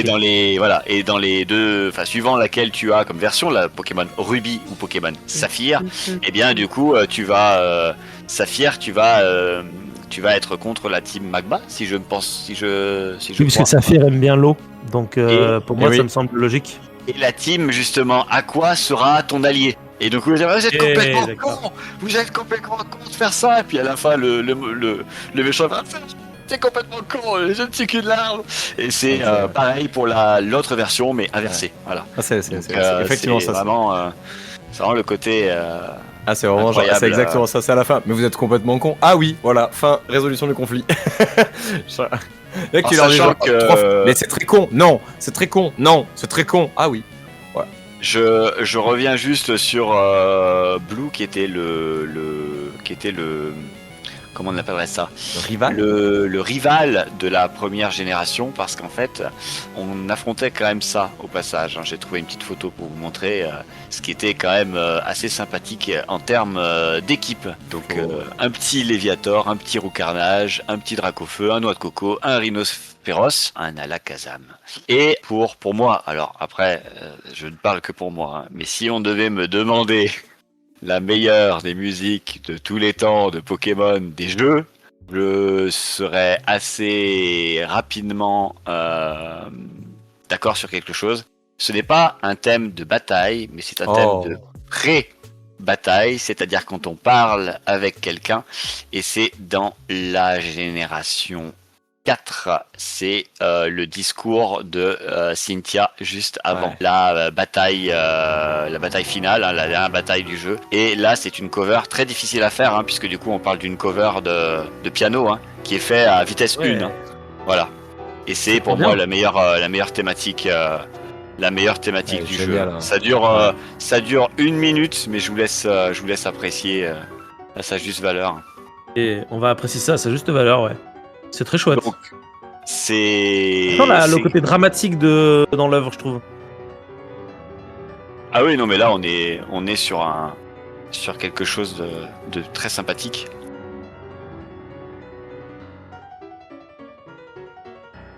C'est une musique qui revient souvent, justement, dans les thèmes préférés des gens. Déjà parce que le combat en lui-même qui en découle, effectivement, parce que le combat, pour un jeu Pokémon, était assez exigeant. Parce qu'elle avait vraiment une bonne équipe, etc. Et honnêtement, il faut quand même y être préparé. Elle arrive vraiment tout à la fin de la ligue, etc. Mais c'est vrai que du coup, quand tu lui parles et que tu as ça qui se lance, ça marque en fait. Oui, ça marque parce qu'effectivement, ça envoie du bois, quoi. Le battle theme de Cynthia est aussi très très cool, mais c'est vrai que la musique de lancement, quand tu balances le truc, c'est vraiment très très chouette. J'ai pas vraiment de... Comment dire, ce morceau, pour moi, il est quasiment plus épique même que celui qu'il y a dans le combat, en fait. Ouais, je suis totalement d'accord. C'est juste que comme les deux sont peu séparés, beaucoup de gens les associent. Mais t'as raison, c'est pas la même chose. T'en as vraiment énormément qui font des covers de ce musique sur YouTube. Et en fait... Tu sens à des moments il y a 2-3 fausses notes parce que c'est tellement rapide, il faut tellement enchaîner que tu n'y arrives pas, quoi. Et tu sens que des fois c'est là, c'est chaud, mais moi j'y arriverai jamais, tu vois, dans l'idée de. Et puisqu'on en est là, Cynthia, chère Cynthia, donc la maîtresse, je sais pas si on dit maîtresse de la ligue Pokémon, ressemblait à un enfer en photo. Et voici. Voilà un peu le. Ah putain. L'équipe, le All-Star. Cauchemar, j'en fais encore. Voilà, c'est. Alors après, je me suis dit, en vrai, après tout ça, est-ce que ce serait pas bien de faire un un cover, de s'imaginer, parce que c'est ce qui s'était passé quand je jouais à Pokémon, et je me suis toujours demandé une chose. Je me demandais en vrai, quand on joue à Pokémon, on a l'impression que des fois, ça serait bien d'imaginer à quoi ressemblerait notre team de super comment on appellerait ça, de super entraîneurs, et sur quelle musique on voudrait se battre. Vous voyez ? Ah ouais. Et Alors, tout simplement, j'ai pas la musique ciblée de 2 minutes. C'est dans une compilation. C'est dans une compilation, malheureusement, de 50 minutes, mais ça tombe bien. C'est les premières notes. Voici ma musique que j'aurais placée alors pour un combat que j'aurais réalisé. Et j'ai demandé à ChatGPT, bien sûr, de me faire mon équipe que j'essaie de faire à chaque fois quand je joue dans un Pokémon, si j'ai la possibilité de le faire. Des fois, je fais des trucs random pour essayer de les trouver. Voilà à quoi correspondrait mon équipe. Bon, alors après, il m'a pas non plus il m'a mis avec un trait physique particulier, mais voilà à quoi j'aimerais avoir mon équipe en question, quoi. Ah, il t'a mis 2 Spiritombes, c'est marrant. Ouais, il m'a juste mis 2 Spiritombes, malheureusement, mais c'est... Oh l'emploi. Oh putain. Ah, t'as mis l'emploi, dit. Enfin non, l'emploi c'est la seconde évolution. Merde. Oui, il l'a mal fait, mais c'est au massacre. Ouais, c'est au massacre. Voilà. Donc un au massacre, un Dracofeu parce que c'est mon Pokémon, mon premier Pokémon. Hein. J'aime beaucoup le Lagron, le Pokémon qui est bleu tout en bas à gauche, puisque c'est un Pokémon qui est eau et sol, et donc du coup ce Pokémon là est très sympathique. Et c'est mon Pokémon de départ à la 3ème génération. Dracofeu, c'est mon Pokémon de départ de la 1re génération, hein, qui est feu et vol. J'aime beaucoup en bas à droite Roserade, la plante, puisque du coup c'est plante poison. Voilà. Hein. Tout en haut à gauche ou tout en bas à droite, il y a Spiritomb qui est badass aussi comme Pokémon, qui est un Pokémon ténèbres si je me trompe pas, et Spectre. Ouais. Et au massacre qui est une anguille électrique qui a la capacité de voler, donc du coup qui n'est pas affecté par les Pokémon de sol, donc il n'a aucune faiblesse. Et mon Pokémon de cœur de tous les temps reste Cisaiox. Ouais, et un Pokémon insecte acier. Voilà, un peu à quoi ça ressemblerait. Espèce de design à la... Un peu, comment ça s'appelle, Bioman, tu sais, genre vraiment cette espèce de guerrier en armure de métal, etc. C'est vrai que ça fait très Bioman, ouais. Il a un flow. Je suis content parce que c'est la première fois que je me sers de l'IA pour faire une image et ça rend pas trop mal. Mais t'as mis combien de temps pour la faire? Parce que franchement, c'est... Je lui ai demandé 5-6 essais, mais parce qu'en fait à chaque fois il me mettait un 7ème Pokémon où il me mettait en double, où il y avait une tête à droite à gauche. Et je pense que vu l'algorithme, beaucoup de gens demandent les trucs liés à Ghibli parce qu'il m'avait fait tout de suite en Ghibli, le dresseur. Oui, alors que c'est très à la mode. C'est ce qui est très à la mode, ouais. Alors que j'ai dit de me faire un mode Pokémon et après j'ai arrêté, j'ai pas réussi et j'ai trouvé que le style était sympa. Parce que les Pokémon n'étaient pas trop dessinés en Pokémon et le dresseur n'était pas tellement dessiné comme un dresseur de la vraie vie, ça fait plus style peinture et je me suis dit en vrai ça passe. Ouais, ça passe. Tiens, en plus son équipe est très équilibrée et tout, elle serait pas facile à passer, hein. Attends, j'essaie de réfléchir et tout, là c'est chiant, etc. Ok, non, si. Parce que moi il y a un Pokémon que j'adore absolument, voilà, moi c'est Libégon. Je suis pas original parce qu'il y a plein de gens qui adorent Libégon, mais du coup c'est à chaque fois j'essaie toujours de me dire un jour je vais mettre Libégon dans mon équipe. À chaque fois que je fais une aventure, que ce soit sur Norba ou pas, je vais mettre Libégon dans mon équipe, même si le Pokémon il est vraiment pas terrible par rapport à d'autres, tu vois. Je vais toujours mettre Libégon dans mon équipe et je vais essayer de construire autour. Et en fait, à chaque fois, je galère parce que Libégon se fait toujours ouvrir en deux par n'importe quelle attaque. Et c'est bon, à chaque fois, je suis en mode bon, en fait, je vais l'enlever parce que je me fais ouvrir la cul.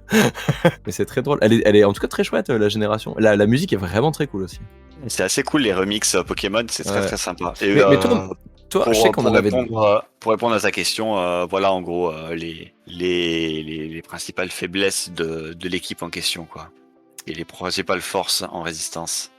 Donc plus ça tend vers négatif ou 0, plus c'est pas ouf.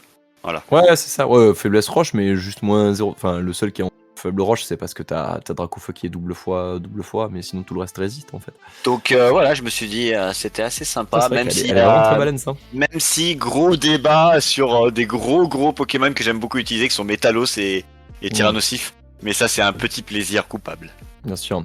Ce que j'allais te dire, avec ça, une fois que t'as passé le Cisaiox, Tyrannosif, il se fait plaisir là-dessus, quoi. mais non, très chouette. Mais toi, Marc, on en avait déjà parlé, parce que ça fait pas la première fois qu'on me parle de Pokémon, mais t'as t'as pas beaucoup d'expérience sur Pokémon, mine de rien. J'ai absolument aucune expérience sur Pokémon. Je pense qu'on en a déjà parlé. Hier, il est possible que pour convaincre Mélissa de venir, mes mots aient pu dépasser ma pensée en disant que je n'aimais pas Pokémon et que je trouvais ça très intéressant de créer un débat entre il y en a qui n'aiment pas Pokémon et des gens qui aimeraient Pokémon. Mais c'est pas que j'aime pas, c'est que j'ai pas d'intérêt pour parce que ça fait pas partie de mon enfance. Dans le sens où je jouais pas aux jeux vidéo quand j'étais gamin parce que j'avais pas de Game Boy et j'avais pas la télé. Donc j'avais vraiment pas Eh oui. de rapport avec Pokémon. Je pouvais voir Pokémon chez mes grands-parents. Bon, c'était sympatoche. Bon, j'ai quand même quelques rêves, tu vois. J'ai vu le film Pokémon avec Mewtwo quand j'étais gamin parce qu'on m'y avait emmené. Mais sinon, j'ai pas d'affinité avec T'avais Pokémon, eu la en fait. carte ou pas? La carte La carte promotionnelle? quoi? On te donnait une carte promotionnelle quand t'allais voir le film à l'époque, je l'ai Je perdu. m'en souviens Maintenant, pas. ça coûte une fortune. Ah ouais? Ouais.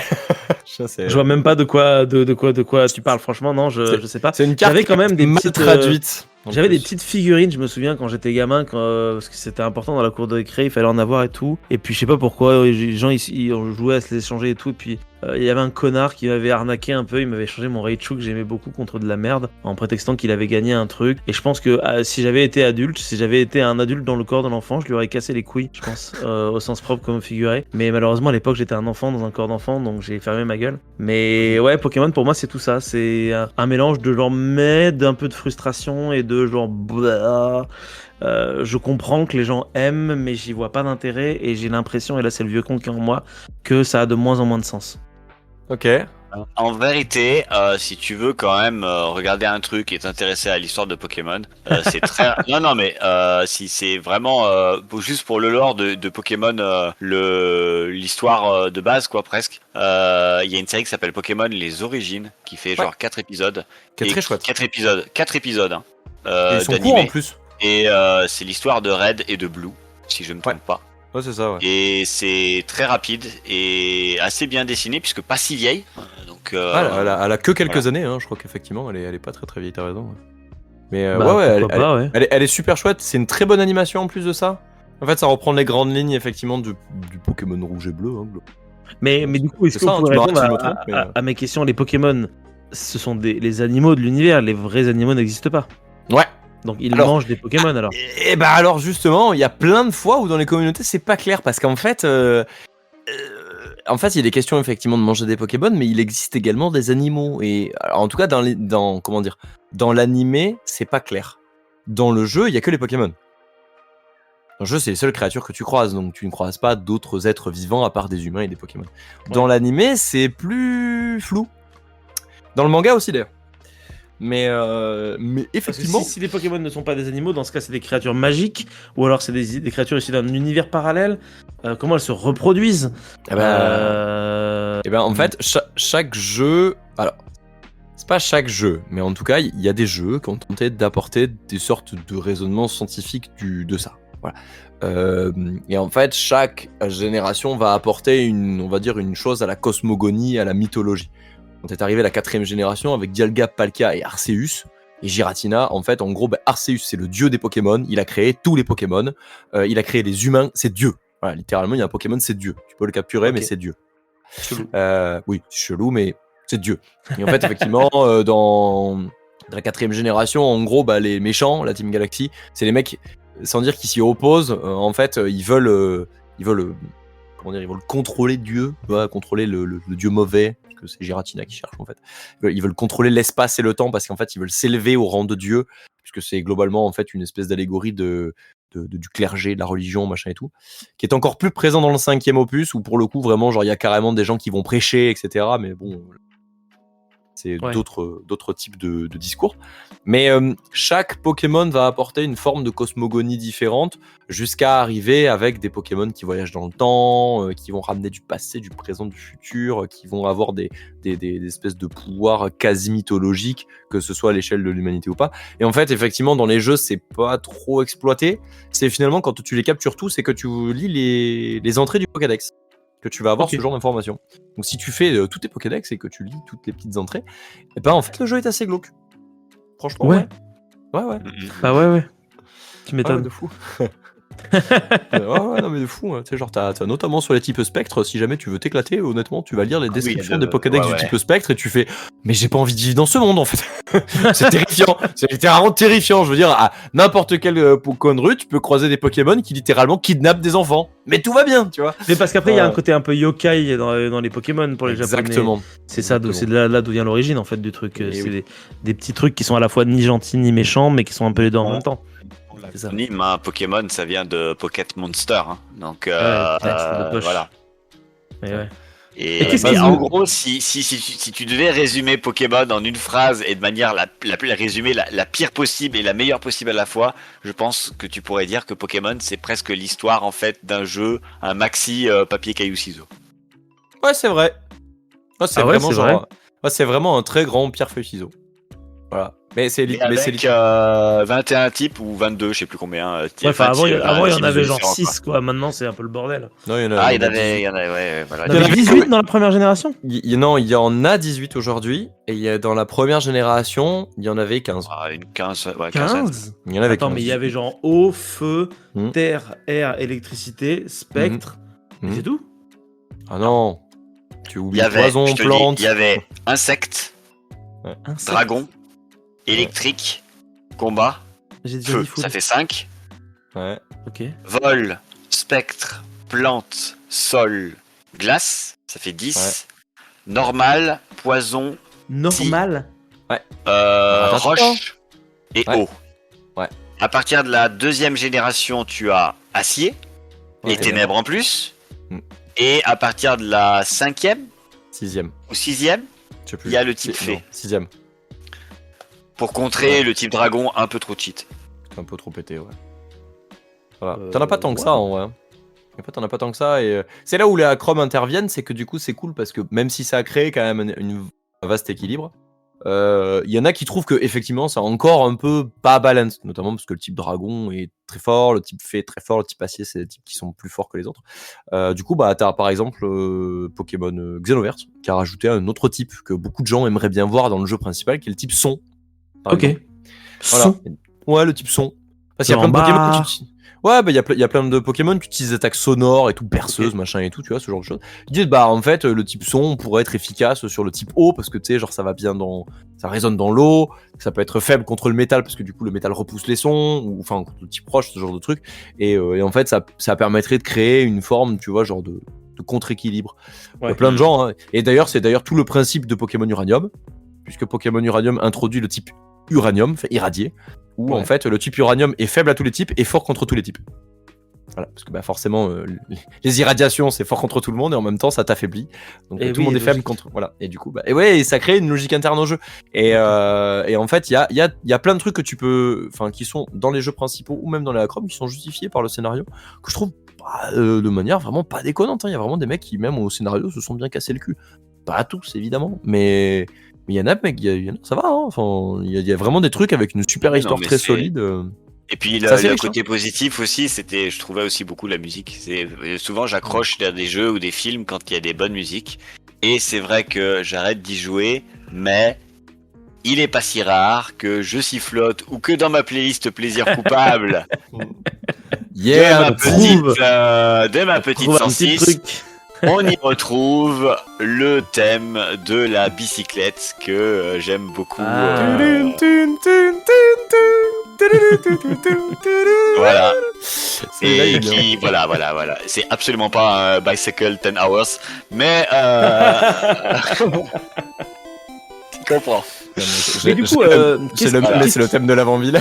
Qu'est-ce qui vous a vraiment attiré dans les Pokémon? En fait, c'est l'esprit de l'aventure, c'est le fait de collectionner des monstres, c'est le design, c'est parce que c'est japonais, c'est parce que c'est votre enfance. C'est le premier jeu vidéo de compétition où tu avais l'impression aussi d'être quand même assez fort, d'avoir ton équipe, d'avoir des Pokémon à ton service, d'avoir cet aspect-là véritablement un petit peu badass, et puis d'exploration aussi, c'était assez cool.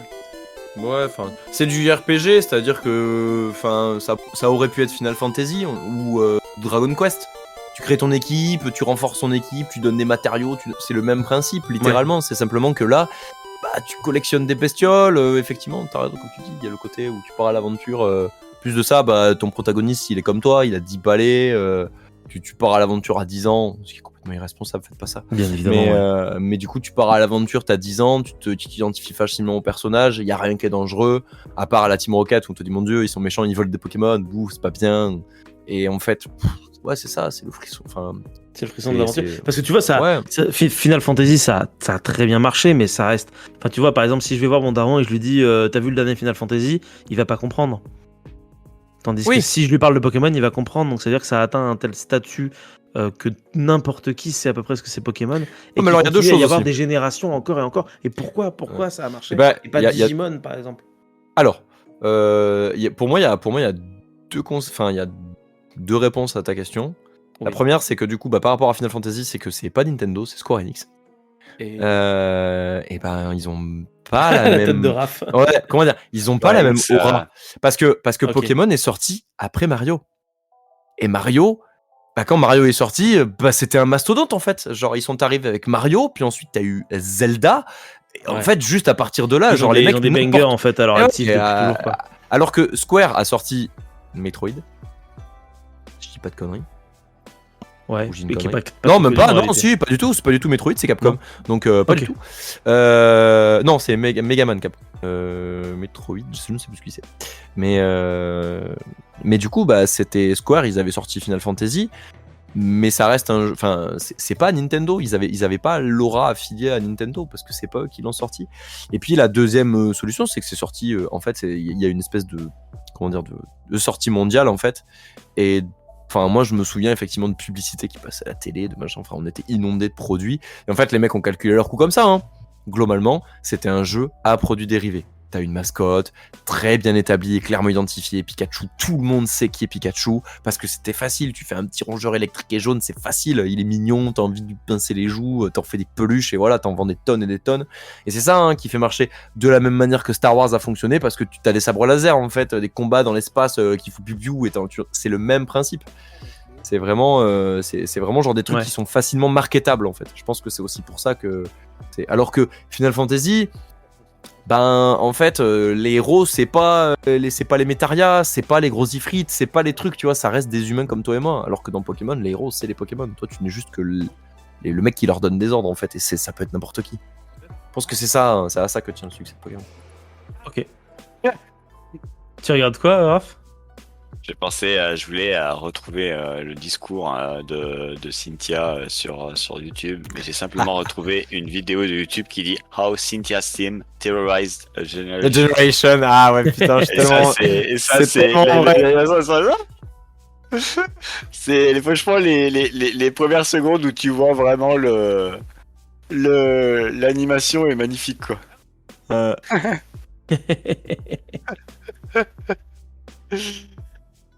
Aïe aïe aïe. Eh ben. Ah mais Cynthia. PTSD. Cynthia stress 10 heures.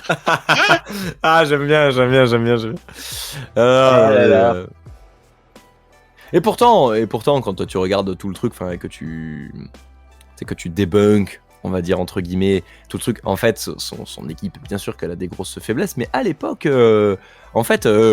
T'arrives après un conseil 4 qui est classique mais qui fonctionne bien, tu vois, et puis surtout t'arrives devant ce combat que t'as attendu parce que globalement, genre, comme à chaque fois, on t'introduit un peu le maître de la génération un peu plus tôt, et surtout elle s'est battue avec toi de mémoire.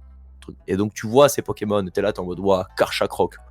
Ok, déjà ça va être coton parce que Karchakrok, déjà, hop, introduction d'un Pokémon, c'est le semi-légendaire de la 65, ce qui est très tard, très tard. Tu fais ok, donc ça va être coton. Le machin, il a deux faiblesses. Et t'es en mode ça va être coton. Il tape comme un sourdingue. Il dépasse tout sur le jeu à ce moment-là. Donc tu te pisses un peu dessus, quoi. Puis au-delà de ça, il n'y a pas que ça, quoi. Genre, elle a d'autres Pokémon qui vont très bien ensemble. Et puis dans la vidéo que tu regardes, t'as vraiment quelqu'un qui a décomposé les partitions de musique en disant là, regarde, là ça fait ça, là ça descend, là faut accélérer, là. Non, mais c'est. Il y a des gens qui ont décortiqué. Ouais, voilà, c'est. Bref, incroyable. Ah ouais, effectivement. Ah, le mec fait de la musique de la théorie musicale sur le thème. Juste après, il fait de la théorie musicale. C'est intéressant, ouais. Ouais, effectivement. Bon, après, je suis pas assez fort en en musique pour comprendre un petit peu les tenants et les aboutissants, mais je comprends effectivement que ça ait fonctionné. Parce que c'est très...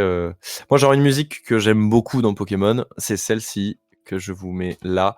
Bon, elle fait 26 minutes, mais c'est globalement la toute première qui se lance. C'est le thème de la ligue. Voilà, en fait, genre quand tu... En gros, globalement, dans le tout premier jeu Pokémon, quand tu peux y rentrer très tôt, en fait, dans ce bâtiment. Voilà. Et en fait, quand tu y rentres, il te faut les badges. Si t'as pas les badges, en fait, ils te foutent à la porte. Et donc, en fait, très tôt, tu peux avoir cette musique. Ça te donne un avant-goût de... Ça va être dur. Tu vois, genre, c'est vraiment, c'est un truc où, genre, vraiment, le rythme s'accélère. Ah oui, je le connais celui-là. C'est vraiment fait pour monter la pression. T'as envie de se fighter. C'est très angoissant en même temps comme thématique. Et en fait, quand t'arrives, tu peux te bloquer par les gardes dès le départ. Tu peux très vite y arriver, puisque c'est vraiment genre au tout début du jeu. Ouais. Si t'as pas les badges, en fait, ils te disent tu passes pas. Et en fait, tu sais que tu vas devoir y retourner. Si tu l'as fait, si t'as fait un peu d'exploration, que t'es arrivé ici et que les mecs te foutent à la porte, tu vois. T'es arrivé là. Et on te dit, oula, ici c'est serious business, tu vois. Et en fait, quand tu y reviens, quand t'es plus grand, que t'as battu le 8 badge, etc., que tu reviens, t'es là en mode, ok, ça, c'est le son de mon triomphe. Et c'est surtout le son qui me dit que je vais passer, je vais passer un moment stressant, tu vois. Et je trouve que ce thème, de la première génération, les autres, je les trouve un peu moins impactants. Mais celui-là, je l'ai réécouté justement parce que là, je suis en train de me refaire, comme je l'ai dit, Pokémon Anil, du même mec qui a fait Pokémon Opalo. Et je suis arrivé à ce moment précis où je rentre dans le bâtiment et qu'il y a la thématique. Et je suis là en mode, je vais passer un sale quart d'heure. Hein, parce que pour le coup, Anil, il est pas aussi tendre que Pokémon Rouge et Bleu. Hein. Parce que c'est pas un rhinocéros coup de corne qui m'attend, si vous voyez ce que je veux dire. Là c'est des Pokémon, ils sont surboostés, ils ont des objets, ils ont les IV, les EV, me faire défoncer le cul. Mais ça va être intéressant aussi. Voilà, c'était un petit brin de nostalgie. Donc si vous avez, vous avez des gens avec qui vous avez envie de refaire des aventures, mais les jeux ça n'inspire plus rien, etc. N'hésitez pas. Ouais. Faites comme Raph en fait, faites-le à plusieurs en fait, ça peut être hyper sympa de faire aussi l'aventure à plusieurs en même temps. Il existe un mode Nuzlocke qui s'appelle le Soul Link, qui fait que en gros vous jouez vraiment genre en même temps avec votre partenaire que vous avez choisi, et en gros ça vous rajoute un petit peu de difficulté puisque du coup en fait les Pokémon, vous faites un Nuzlocke normal, sauf qu'au lieu de le faire seul vous le faites à deux, ce qui fait qu'en fait tout ce qui arrive à vos Pokémon arrive à l'autre et inversement. Donc si le Pokémon de votre partenaire met KO, vous devez mettre KO le Pokémon correspondant de la même route. Donc, si par exemple c'est son starter, vous perdez le vôtre en échange également. Donc, ce qui peut créer des traumatismes, briser les amitiés ou des fraternités, qui donne effectivement un nouvel élan au jeu, parce que du coup vous le faites vraiment ensemble, ça rajoute de la difficulté, ça permet de revoir aussi un peu l'aventure. Je rêve de pouvoir le faire parce que j'adore les jeux Pokémon et je rêve de pouvoir faire un Soul Link, parce que je n'ose pas faire des Nuzlocke tout seul parce que je ne m'y tiens pas, mais je sais qu'à plusieurs je le ferai. Et c'est un appel. C'est un appel du pied. Si vous êtes chaud pour des Nuzlocke en Soul Link, vous n'hésitez surtout pas. Voilà, en Roblox c'est pratique, ça ne vous demande aucune ressource, vous avez juste besoin d'un PC ou même des fois de téléphone, parce qu'il y en a certaines qui fonctionnent sur Android. Voilà. Ok. Mais il y a plein de possibilités de faire, c'est sûr. Ouais. Donc c'est vraiment genre... Je finirai sur un truc qui m'avait beaucoup fait rire, c'est qu'il y a quelques années, quelqu'un avait sorti une version de Pokémon, la première version, sur Internet. Tu vois peut-être où je vais en venir. Où en fait, n'importe qui avait la possibilité de prendre commande, de mettre un ordre, d'aller par exemple à gauche, d'aller à droite, d'aller en haut, d'aller en bas, d'appuyer sur A, d'appuyer sur B. Et le but était de terminer le jeu. Voilà. Donc, c'est Pokémon. Voilà, c'est-à-dire que bien sûr, t'avais ceux qui voulaient finir le jeu et puis t'avais ceux qui donnaient des contraintes complètement what the fuck pour faire en sorte que ça prenne plus de temps possible. Je sais même pas combien de temps ça a duré, mais cette aventure était extraordinaire. Une étude de vie, je crois que ça a duré des années et des années. Ah ouais, mais même pas en plus, je crois qu'ils l'ont fini en quelques jours à peine, tu vois, mais juste je trouve ça brillantissime de cette vie. Si c'est dans la vraie vie. Ouais. Mais vraiment littéralement, genre les mecs se sont dit tiens, on va ouvrir un chat Twitch avec 100 000 personnes et toutes les itérations vont être rentrées dans la console. Et je trouve ça vraiment formidable. Mais ça a donné lieu à vraiment genre tout un élan communautaire de création aussi qui a été vraiment très intéressant. Là, aussi que je vous recommande. Et après c'est le mot de la fin, si vous voulez vraiment rigoler, que vous connaissez bien les Pokémon et tout, vous connaissez tout le jeu par cœur machin et tout, mais sur le premier, et que vous avez envie de vous éclater un petit peu, et vous en avez marre des 150 premiers Pokémon, vous en avez marre de toujours les voir, et moi je vous propose pas moins de 150 000 Pokémon avec le projet incroyable de Pokémon Infinite Fusion. Si vous connaissez Infinite Fusion, c'est quoi? Exceptionnel. C'est génial. C'est génial. C'est la possibilité, ni plus ni moins, de pouvoir fusionner tous les Pokémon entre eux. Voilà. Genre, Visuellement, physiquement. ouais, physiquement, visuellement et tout. Enfin, voilà. En gros, genre, il y a des mecs qui se sont dit, tiens, en fait, il y a plein de communautés d'artistes qui se sont dit, ça donne quoi si on fusionne Salamèche et Carapuce, tu vois. Juste ça. Et du coup, Salamèche et Carabaf, puis Reptincelle et Carabaf, puis Carabaf et Dracofeu, et Dracofeu et Tortank. Ça donne quoi? Et il y a des mecs, ils ont dessiné les Pokémon. Voilà, au début, c'était de la génération un peu IA, mais c'était des générations un peu flinguées. Et puis, il y a des mecs qui se sont dit, tiens, mais en fait, on va designer le truc, tu vois. On va faire des vrais sprites, des vrais dessins pour les Pokémon en question. Et il y en a plus aujourd'hui de 100 000 qui dépassent sur ce jeu où, en fait, ça reprend tous les Pokémon de toutes les générations et tu peux tous les fusionner entre eux. Voilà. Okay. Donc imagine, il y a 1000 Pokémon. Voilà. Donc 1000 fois 1000. Wow. Non. Bah non, enfin c'est au cube, enfin c'est même pas ça, c'est 1000 puissance 1000 en fait, enfin c'est juste stupide. Donc ça en fait des millions quoi, des milliards. Ouais, bah c'est voilà, imagine ça. Voilà, ou genre n'importe quel Pokémon, tu peux J'interviens en termes de probabilité, je suis pas très bon. Ça fait combien genre t'as 1000 Pokémon que tu peux fusionner avec 1000 Pokémon. C'est 1000 fois 1000 du coup. Ça fait 1000 fois 1000, on est d'accord? Bah tout à fait. Bah non. Alors vas-y, dis-nous. Parce qu'en fait, imaginons que t'as 1000 Pokémon. Bah, mais c'est le truc des teintements de verre. C'est le truc des teintements de verre, exactement. C'est-à-dire que le premier Pokémon, tu vas le mixer avec les 1000 autres. Mais le deuxième, tu vas mixer avec le 199, parce que du coup, il y en a déjà un qui a été fait. Tu comptes de 1000 jusqu'à 1 et tu les auras fait tous, puisqu'il faut à chaque fois éliminer celui qui est parallèle à celui qui est Il faut faire 1000 fois combien du coup alors? 1000 fois 900, 1000 plus 999 plus 998 plus 997. Il n'y a pas un vecteur à faire? Il y a un vecteur, peut-être une vectorielle. Je suis pas du tout bon là-dessus. Voilà. Mais bon, moi non plus. Globalement, voilà, vous comptez une centaine de milliers de Pokémon. Si vous avez toujours rêvé de savoir Chenipan croisé avec un Tortank, bah vous pouvez le faire. Ok. Vous êtes un dégénéré, mais vous pouvez le faire. Et écoutez, on terminera sur ça, à moins que vous vouliez rebondir sur quelque chose. Non mais c'était... Sur la tortue Chenipan du coup, alors peut-être qu'on peut rebondir dessus vu qu'elle est toute molle. Waouh, j'avais dit que j'avais fait l'école de l'humour, mais j'avais menti en fait. Je regrette. Ah, tu l'as en photo vraiment? Mais en fait, le truc c'est que comme il en existe plein d'itérations, ça dépend des fichiers que tu rentres dans ta console de jeu en fait. Ouais. Tu peux télécharger plein de trucs en fonction des artistes que tu veux mettre, et puis il y a plein d'itérations différentes. Il y a des mecs qui se sont inspirés de la pop culture, d'autres des yokai, d'autres des monstres, des kaijus, d'autres des jeux vidéo, d'autres jeux vidéo, etc. Attends.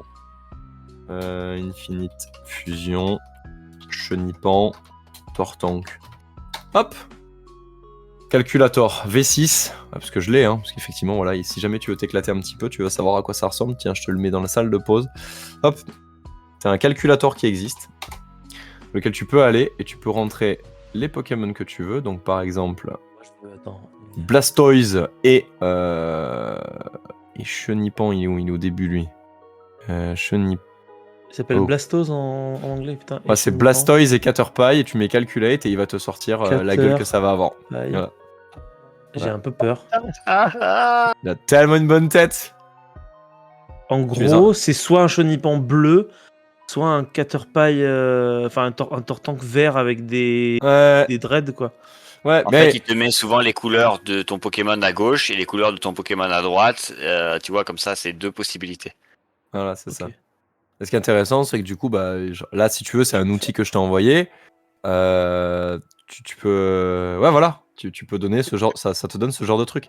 Et honnêtement, il y a pas mal... Et en plus de ça, il en est plein différents. Parce qu'en fait, à chaque fois qu'un artiste va s'emparer de certains Pokémon, tu vas avoir d'autres types. Et Smogogo avec tu peux les rajouter. Voilà.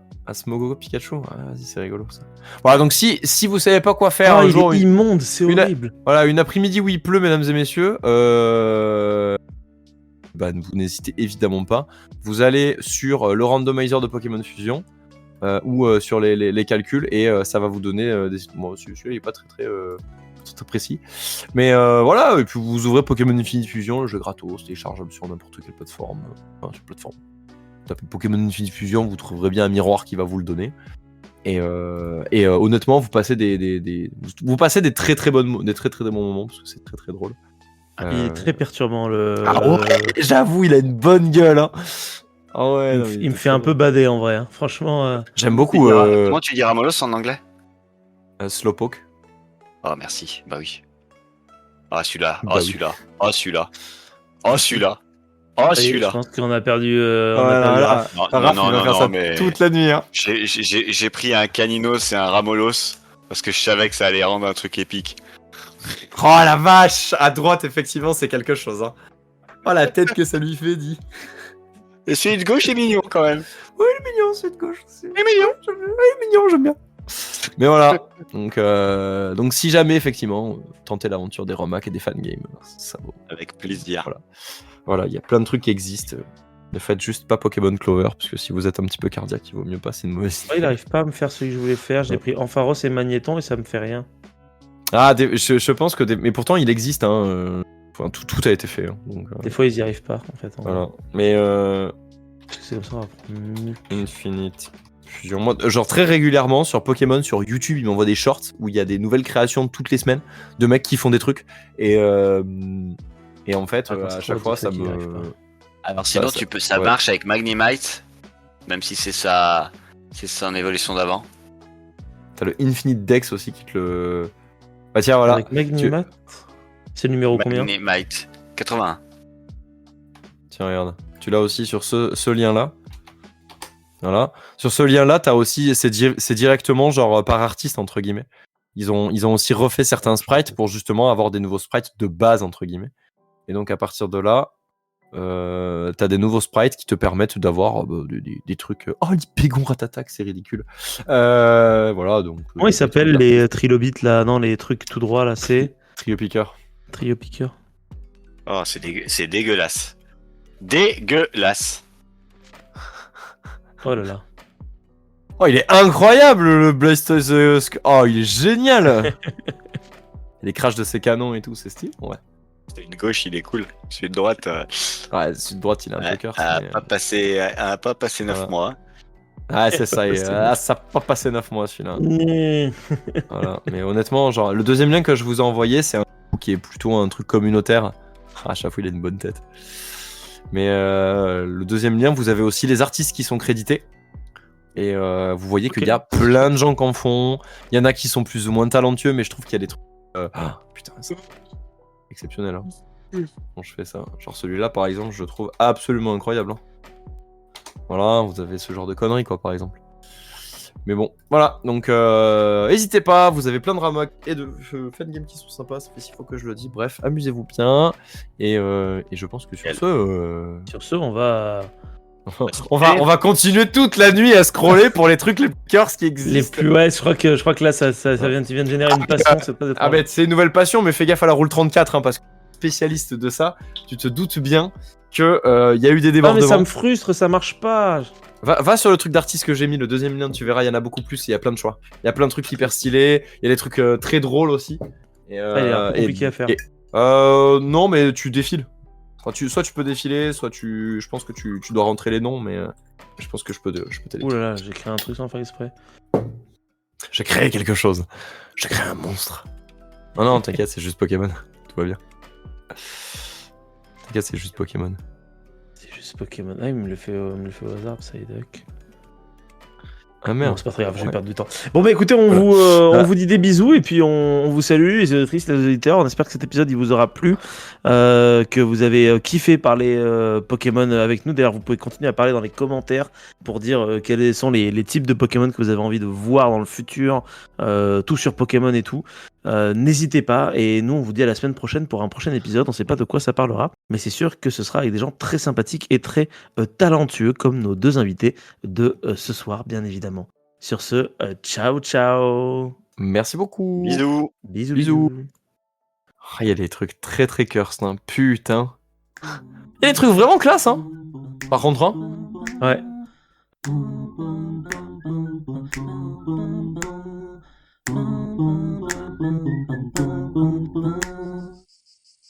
Je reviens, j'ai mon plat et puis on pourra commencer. Ouais.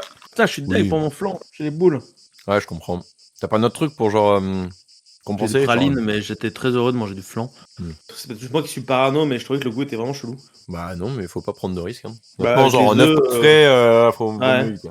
Mais ils font un peu chier, parce que tu sais jamais trop depuis quand ils ont certains trucs. Ouais. Et des fois, tu sais pas combien de Ouais, jours mais- tu tapes pour les bouffer et tout. Et là, je viens littéralement de les acheter, donc ça se trouve, ils ont pourri aujourd'hui. Bah ouais. Pour pas qu'il ait fait un peu trop chaud et tout, et que les trucs de Ouais. conservation. Ah, c'est faut être chiant. mieux. C'est Faut chiant, être un c'est peu chiant, violent c'est chiant. là-dessus. Ah là là, je te jure, et on claque Ouais. de l'argent comme ça, là. Ouais, Il y a non. plus de. Voilà, heureusement, ça va changer. Hein. Mais j'ai vu l'historique de Raph et j'ai fait non. T'as vu qu'il était en train de regarder des trucs sur les Ah, j'ai Pokémon. vu plein de trucs sur Pokémon. Et j'ai fait, ChatGPT non. Pokémon. Oui, je l'ai vu. Ah, mais moi, je peux pas parler si je fais pas 12 pages devant. Mais on s'en bat les couilles. Tu me dis, mais en fait, on s'en fout, c'est qu'elle fait du commerce, quoi. Mais c'est Mais clair. Mais c'est exactement ça. Vraiment, genre, moi, j'y vais, genre, j'ai 800 onglets d'ouvert. Il y en a pas un que j'ai lu en entier. Hein.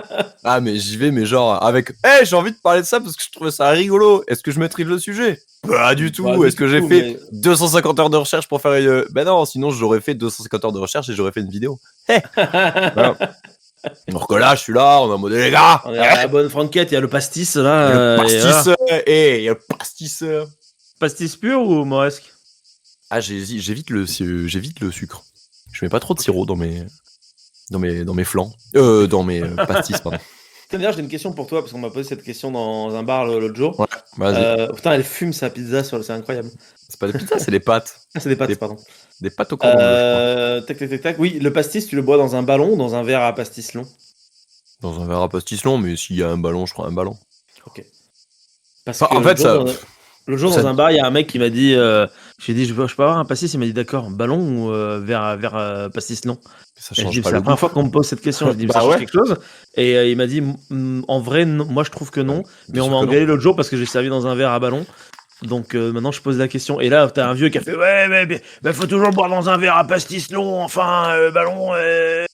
Et du coup, je t'ai fait, ah, d'accord, prendre un verre à pastis long alors. Hein. J'imagine que vous qui êtes dans le bar complètement bourré H24, vous devez plus savoir ce genre de choses que moi. Mhm. Je lui ai pas dit, mais je le pensais très fort. Mais attends, qu'est-ce que c'est que ce Et- merdier?